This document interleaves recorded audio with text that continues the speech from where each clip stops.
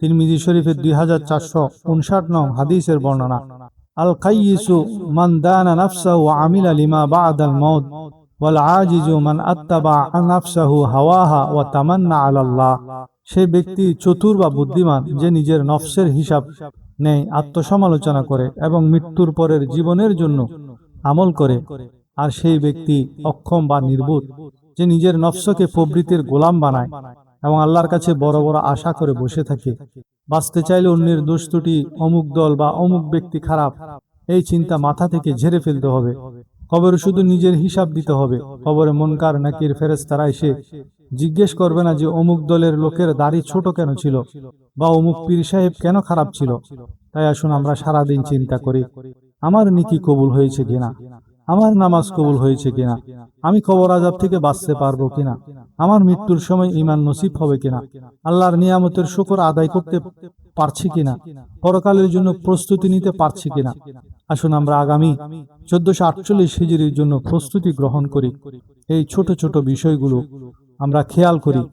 গত বছর 1447 হিজরিতে মাসিক আইয়ামে বীজের রোজা রাখতে পারেন নাই, আগামী বছর রাখার নিয়ত করুন। গত বছর আশুরার রোজা রাখতে পারেন নাই, আগামী বছর রাখার নিয়ত করুন। গত বছর তাহাজ্জুদ পড়তে পারেন নাই, আগামী বছর তাহাজ্জুদের নিয়ত করুন। গত বছর নামাজ বেশি কাজা হয়েছে, আগামী বছর যেন কাজা না হয় সেই প্রতিশ্রুতি গ্রহণ করুন। গত বছর রমজানে কোরআন খতম দিতে পারেন নাই, আগামী বছর 2টি কোরআন খতমের নিয়ত করুন। গত বছর ওমরা হজ করতে পারেন নাই, আগামী বছর নিয়ত করুন। গত বছর জাকাত দিতে পারেন নাই, আগামী বছর নিয়ত করুন।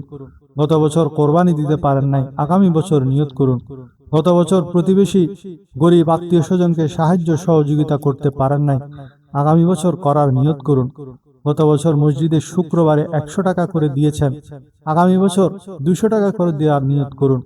গত বছর আপনার মা বাবার খেদমত করতে পারেন নাই, আগামী বছর মন ভরে খেদমত করার নিয়ত করুন। গত বছর সকাল সন্ধ্যার জিকির সমূহ, নামাজের পর তাসবিহ সমূহ পড়তে পারেন নাই, আগামী বছর সবগুলি জিকির তাসবিহ করার নিয়ত করুন। গত বছর প্রতিদিন 2 ঘন্টা করে বেহুদা কাজ করেছেন, আগামী বছর সকল বেহুদা কাজ ছেড়ে দিবেন, নিয়ত করুন। আগামী বছর প্রতিদিন ঘুমানোর আগে সূরা মুলক, সকালে সূরা ইয়াসিন নিয়মিত তেলাওয়াত ও আমল করার নিয়ত করুন। আগামী বছর সম্পূর্ণ গীবত, পরনিন্দা মুক্ত থাকার, মানুষের দোষ গোপন রাখার প্রতিজ্ঞা করুন। আগামী বছর নিজের রাগকে নিয়ন্ত্রণ করে সবার সাথে মৃদুভাষী নম্র আচরণ করার চেষ্টা করুন। আগামী বছর 5 ওয়াক্ত নামাজ জামাতের সাথে প্রথম কাতারে তাকবীরে উলার সাথে পড়ার নিয়ত করুন। আগামী বছর প্রতি মাসে অন্তত একটি ভালো ইসলামিক বই পড়ে নিজের দ্বীনি জ্ঞান বাড়ানোর লক্ষ্য স্থির করুন। আগামী বছর নিজের আয়ের একটি নির্দিষ্ট অংশ প্রতি মাসে আল্লাহর রাস্তায় স্থায়ীভাবে সদকা করার অভ্যাস করুন। আগামী বছর অন্তত একজন এতিম বা অসহায় শিশুর দায়িত্ব নেওয়ার সংকল্প করুন। আগামী বছর সম্পূর্ণ হালাল রুজি বা সন্দেহমুক্ত উপার্জনের উপর অটল থাকার অঙ্গীকার করুন। আগামী বছর আত্মীয় স্বজনের সাথে নিজ থেকে যোগাযোগ রক্ষা এবং সুসম্পর্ক বজায় রাখার নিয়ত করুন। আগামী বছর সোশ্যাল মিডিয়ার ব্যবহার কমিয়ে সেই সময়টুকু পরিবার এবং দ্বীনের কাজে লাগানোর রুটিন করুন।